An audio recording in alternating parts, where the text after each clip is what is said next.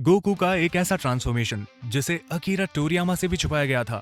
और मैं सुपर सेन 4 की बात नहीं कर रहा हूँ। एक भारी भरकम शरीर, लंबे बाल और कंधों पर एक केप, या फिर बीरस की एक खतरनाक इविल पर्सनैलिटी जिसके बारे में भी अकीरा टोरियामा सेंसेई नहीं जानते थे। टोई एनिमेशन के द्वारा ये पूरी कहानी शुरू होने वाली थी एक शादी में, वो भी क्रिलिन की शादी में। अब अगर आपने ये पहली बार सुना है तो आप अकेले नहीं हो, क्योंकि ये वाली ड्रैगन बॉल मूवी कभी बनी ही नहीं। तो नमस्ते दोस्त, कैसे हो आप? और हाँ, ये कहानी सुनाने का हक है हमें, क्योंकि जब एनीमे मेन स्ट्रीम भी नहीं हुए थे तब से हम इस कम्युनिटी में मौजूद हैं। तो चलिए, एक पुराने खिलाड़ी या बड़े भाई की तरह मैं वापस आ गया हूँ और आप सबको वो बताना चाहता हूँ जो शायद आपने अभी तक पूरा ना सुना हो। तो बात शुरू होती है 2013 से भी पहले की।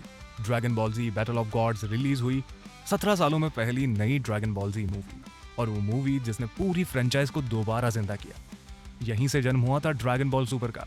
लेकिन जो हमने बैटल ऑफ गॉड्स मूवी में देखा वो शुरुआती प्लान में नहीं था। असल में टोरियामा सेंसेई के इन्वॉल्व होने से पहले स्क्रिप्ट लिख रहे थे युसुके वातानाबे, जो कि बैटल ऑफ गॉड्स मूवी के स्क्रीन प्ले राइटर थे, और उनका वर्जन कमाल का ये लगता। खुद वातानाबे ने एक इंटरव्यू में बताया कि उनकी ओरिजिनल स्टोरी बुल्मा की बर्थडे पे नहीं बल्कि क्रिलिन और 18 की शादी पर सेट होने वाली थी। मतलब मैरन तो पैदा हो गई थी ना, हाँ, तो हो सकता है एनिवर्सरी हो। और यहाँ पर एक असली ट्विस्ट आता है। यहाँ पर बीरस उनके वर्जन में एक मनमौजी गॉड ऑफ डिस्ट्रक्शन नहीं था, वो उससे कहीं ज्यादा एक इविल गॉड ऑफ डिस्ट्रक्शन था, जो लोगों के दिलों के अंदर की बुराई बाहर निकालता है, इवन सेयंस के अंदर तक की भी। मतलब ओरिजिनल ड्राफ्ट के अनुसार सेयंस असल में अच्छे थे, और यही बीरस था जिसने उन्हें इविल बनाया था। क्योंकि अगर आप देखें तो यूनिवर्स 6 के जो सेयंस थे वे अच्छे दिल के योद्धा थे, लेकिन यूनिवर्स 7 वाले ऐसे नहीं थे।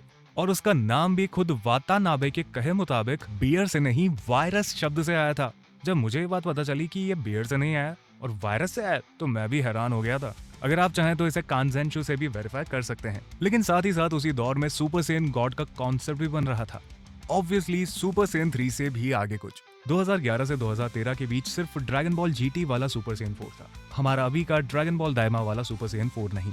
तो उसको देखते हुए कुछ शुरुआती रफ स्क्रैच ट्रांसफॉर्मेशन को शायद यामामूरो ने बनाया था, जो कि बहुत ज्यादा मस्कुलर था।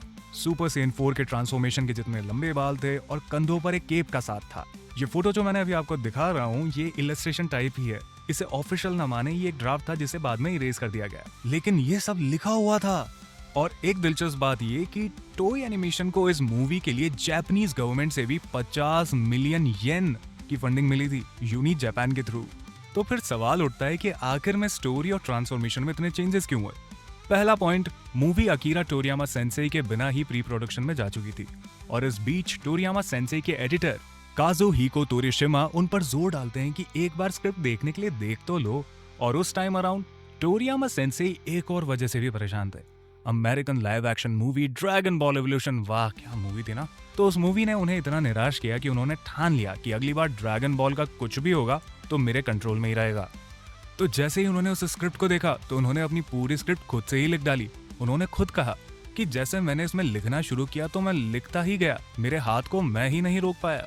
और तब उन्होंने सुपर सेन गॉड का एक नया ज्यादा शांत वाला रूप दिया, वो रेड बालों वाला वर्जन जो आज हम सब जानते हैं। इस पर टोरियामा सेंसेई बोलते हैं कि सुपर सेन 3 ऑलरेडी काफी स्ट्राइकिंग और मस्कुलर लुक वाला था, तो सुपर सेन गॉड को मुझे थोड़ा लीन बॉडी मास में और जो नॉर्मल गोकू का बेस फॉर्म है उसमें दिखाना था। लेकिन स्टोरी को चेंज करने का रीजन एक और था, जो वातानाबे ने खुद बताया। उनके मुताबिक टोरियामा सेंसेई ने कहा था कि ये अर्थक्वेक के बाद का वक्त था, इसीलिए वो चाहते थे कि एक ट्रेजिक कहानी नहीं बल्कि एक पॉजिटिव कहानी हो। और ये बात है 2011 में जापान में आया वो भयानक तोहोकू अर्थक्वेक के बाद की। उसकी वजह से जो इविल वायरस वाला बीरस था उसे एक मनमौजी एरोगेंट गॉड ऑफ डिस्ट्रक्शन में बदल दिया गया, जिसमें बीरस का डिजाइन एंशिएंट इजिप्ट के कैट इमेजरी से इंस्पायर्ड था। इसके अलावा टोरियामा सेंसेई को इस मूवी की स्टोरी थोड़ी ज्यादा डार्क लगी, इसीलिए उन्होंने ओरिजिनल ड्रैगन बॉल का हल्का सा मसाला बैटल ऑफ गॉड्स मूवी में भी ऐड कर दिया। कितनी इंटरेस्टिंग बात है ना, जो स्टोरी जो ट्रांसफॉर्मेशन पहले ड्राफ्ट में था ही नहीं, लेकिन क्योंकि वो मूवी बनाई गई थी अकीरा टोरियामा सेंसेई के द्वारा, तो उस मूवी ने 3 बिलियन येन से भी ज्यादा की कमाई कर ली, और इस मूवी ने ही नींव रखी ड्रैगन बॉल सुपर के रीस्टार्ट की। और साथ ही जिस बीरस को टोरियामा सेंसेई ने बचाया अब वो वापस आ रहा है, ड्रैगन बॉल सुपर बीरस, इस फॉल 2026 में। और शायद जैसे हमारा चैनल भी सालों बाद वापस आया है, ड्रैगन बॉल भी बार बार हर बार कुछ सालों में खुद को दोबारा जन्म देता रहेगा। तो इस आने वाले ड्रैगन बॉल सुपर बीरस के इनहैंस्ड वर्जन के लिए आप कितने एक्साइटेड हैं मुझे कमेंट्स में बताइए, क्योंकि मैं तो बहुत एक्साइटेड हूँ। क्योंकि इसको एनहांस करने के लिए स्टोरी को छोटा कर दिया गया है। एनीमे जो हमने देखा बहुत सारे एपिसोड्स थे, उसको शॉर्ट डाउन करके उसको कम करके 6-7 एपिसोड्स का कर दिया जाएगा। और साथ ही साथ इसके बाद आएगा dragon ball super resurrection of F, और उस एनहांस्ड वर्जन को भी 6-7 एपिसोड्स के अंदर ही कंप्लीट कर दिया जाएगा। इसके अलावा इंटरेस्टिंगली जो चंपा का आर्क होगा वो टो एनिमेशन प्रोड्यूस तो कर रही है वापस से एनहांस्ड वर्जन में, लेकिन वो इसका काम जल्दी से जल्दी कंप्लीट करके यहाँ इसको एक साइड में रख के स्टार्ट करने जा रहे हैं। यहाँ स्टार्ट हो चुका है dragon ball super galactic petrol arc, जो कि हमें एनीमे के अंदर बहुत ही जल्द देखने को मिलने वाला है। हमें वो खतरनाक मोरो की मैजिकल पावर्स देखने को मिलेगी और गोकू का नया अल्ट्रा इंस्टिंक्ट का एक स्पेसिफिक पावरफुल फॉर्म देखने को मिलने वाला है।